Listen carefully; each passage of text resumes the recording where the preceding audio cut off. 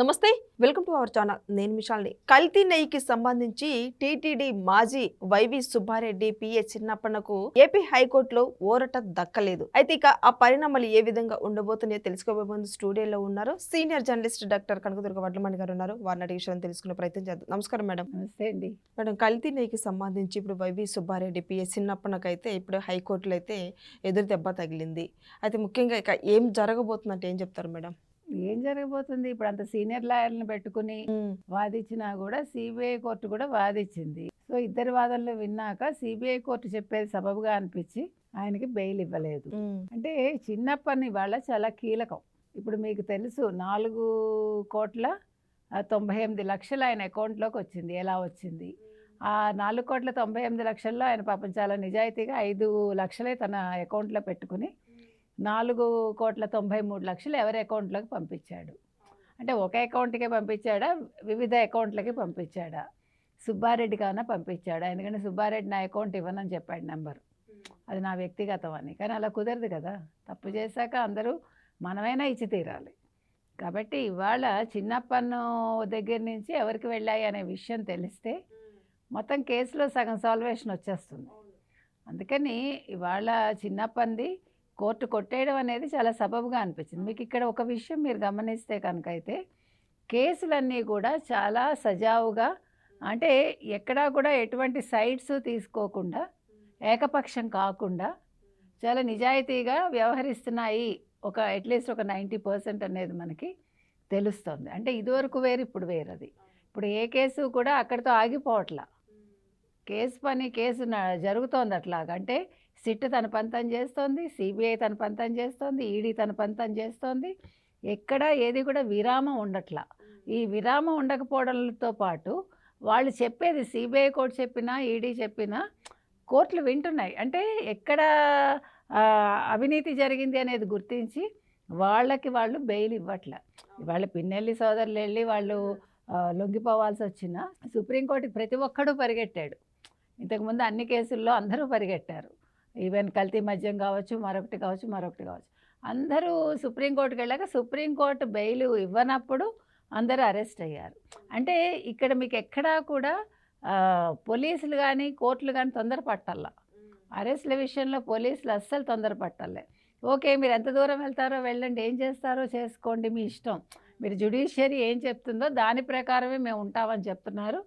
అలాగే వాళ్ళు నిర్ణయాలు తీసుకున్నారు. కాబట్టి ఇవాళ కేసుల విషయంలో ఎక్కడా కూడా మీకు కూటమి ప్రభుత్వం కలగజేసుకోవట్లేదు అనేది మీకు తేటతెల్లం అవుతుంది. ఎందుకంటే వాళ్ళు కలగజేసుకోవట్లేదు కాబట్టి ఎటువంటి ఇది జరగట్లేదు, సజావుగా వెళ్తున్నాయి కేసులన్నీ.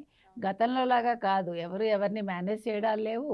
అసలు ఎటువంటి నెగిటివ్ మార్కు ఇవాళ కోర్టుల మీద లేదు, పోలీసుల మీద లేదు, ప్రభుత్వం మీద లేదు. అయితే ఇప్పుడు ఈ చిన్నప్పన్ కేసులో చిన్నప్పన్ అనేవాడిది అసలు పేరు మనకి చాలా లేటుగా తెలిసింది. ఇప్పుడు మీకు వింత ఏంటంటే అసలు ఏ కేసు తీసుకున్నా మీరు కల్తీ మధ్య నుంచి తీసుకుంటే అసలు ఊహించని విధంగా వాళ్ళ పేర్లు బయటకు వచ్చాయి. అంటే కల్లో కూడా ఎవడో ఎక్స్పెక్ట్ చేయలే. ఇవాళ చిన్నప్పంది కూడా ఎవడో ఎక్స్పెక్ట్ చేయలేదు కదా. కల్తీ నెయ్యి అనేది చిన్న విషయం కాదు. దేవుడి విషయంలో వీళ్ళు చేసిన అపరాధాలు.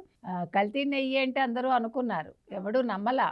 కానీ ఇవాళ నమ్మాల్సిన పరిస్థితి ఏర్పడింది. అవును జరిగింది. ఇప్పుడు చెప్పాడు కదా ఎవరు, జగన్మోహన్ రెడ్డి కూడా, ఆవులట సరిగా తినకపోతే పాలు వేరే రకంగా ఇస్తాయట. ఇంకా తెలియదు అసలు. నిజంగా మీకు ఒకటి చెప్పనా, ఆవులు కానీ గేదెలు కానీ మీకు వాటికి పెట్టే తిండి విషయంలో, అంటే నేను అనుభవంలో చెప్తున్నా, మాకు తెలుసు, మా గేదెలు ఆవులు ఉండేవి. అవి ఎట్లా ఉంటుందంటే అవి పెసర కనుక తిన్నాయనుకోండి, పెసర చెట్లు తింటే ఆ పాలు మీకు పిండాక ఒకలాంటి వాసన వస్తాయి, కాచాక తాగలేం. మనకు తెలిసిపోతుంది, ఓకే ఇవాళ మేత ఇది సరిగా తినలేదు, గడ్డి తినలేదు, ఇవాళ పెసర తింది అని మాకు తెలిసేది. అంటే మాకు చిన్నప్పుడు అది అలవాటు. అంటే నేను చెప్పేది ఏంటంటే మీకు అనుభవం ఉంటే మీకు తెలుస్తుంది. అంతేగాని అవి తినకపోతే పాలు వేరేగా ఉండవు, తినకపోతే పాలు తక్కువ ఇస్తాయి, అంతే, ఉత్పాదన తగ్గుతుంది, అంతే కదా. కనీస జ్ఞానం లేదు, అది చెప్తున్నా జగన్మోహన్ రెడ్డికి. అంటే మనకి అన్నీ కూడా మేము చిన్నప్పటి నుంచి ఊళ్ళో పుట్టి పెరిగాం కాబట్టి నాకు కొంతవరకు తెలుసు. అన్నీ 100% ఎవరికి తెలియదు, అది కూడా చెప్తున్నా. కానీ మన అనుభవంలోకి వచ్చినవి మనకి అర్థం అవుతాయి కదా. కాబట్టి ఇవాళ చిన్నప్పని కేసులో వీళ్ళు ఏదైతే చెప్తున్నారో అవన్నీ కూడా అది ప్రూవ్డ్. వాళ్ళు పామాయిల్ వాడారని తెలుస్తోంది, రసాయనాలు వాడారని తెలుస్తోంది, వాళ్ళ వాసన రావడానికి నెయ్యి వాసన వాళ్ళు అందులో కెమికల్స్ కలిపారని తెలుస్తుంది. ఇన్ని చేశాక మీరు ఇంకా సిగ్గు లేకుండా అసలు తిరుమలకి ఎవడైనా వెళ్ళాలంటే సిగ్గుపడాలి. ఇప్పుడు కొండ ఎక్కడానికి సిగ్గుపడాలి మీరు. మీకు అసలు ఎక్కే అర్హత లేదు. ఎవ్వరు సుబ్బారెడ్డి కాదు, ధర్మారెడ్డి కాదు, ఈవెన్ కరుణాకర్ రెడ్డి కాదు, లేకపోతే రోజా కాదు, మీరెవ్వరూ కూడా కొండ కిందన అలిపిరి దగ్గరికి వచ్చే అర్హత కూడా కోల్పోయారు వీళ్ళందరూ. కాబట్టి వాళ్ళు ఎవడైతే తప్పులు చేశారో వాళ్ళందరిది ప్రూవ్ అవుతుందండి. అందరూ జైలుకి వెళ్తారు. కానీ జన్మలో మళ్ళీ మీరు కొండ దగ్గరికి వెళ్ళొద్దు. ఆ పాదాల చెంతకు కూడా మీరు వెళ్ళటానికి అనర్హులంతే. మనం ఇందాక పిన్నెల్లి బ్రదర్స్ గురించి మాట్లాడుకున్నాం కదా, మరి పిన్నెల్లి బ్రదర్స్ అరెస్ట్ అయింది, అక్రమంగా అరెస్ట్ చేశారని వైసీపీ నేతలు ఈ రోజు కూడా వాళ్ళు పాపం శ్యామల గారు కుక్కటిపల్లిలో ధర్నా చేస్తున్నారు. ఇప్పుడు పాపం కేటీఆర్ బయటకు వచ్చి మాట్లాడాలిగా.